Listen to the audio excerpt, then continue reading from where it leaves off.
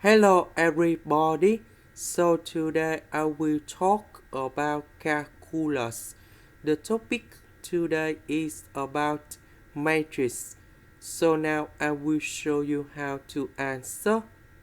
We want to find about a square. That is about a multiplied by a. So we have this matrix multiplied by this matrix. So that means we have about this row and this column. We multiply and sum together, so they will be like this. So we have negative number 2 multiplied by negative number 2 plus number 5 multiplied by number 1.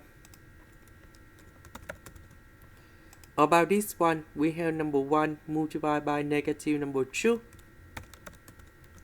and negative number 3 multiplied by number 1. About this one, we will have negative number 2 multiplied by number 5. And number 5 multiplied by negative number 3. And the last one.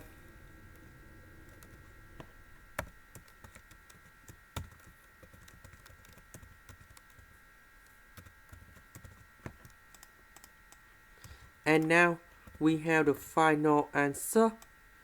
About this one, we have number 9.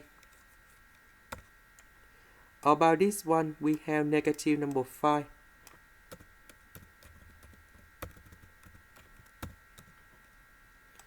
About this one, we have negative number 25.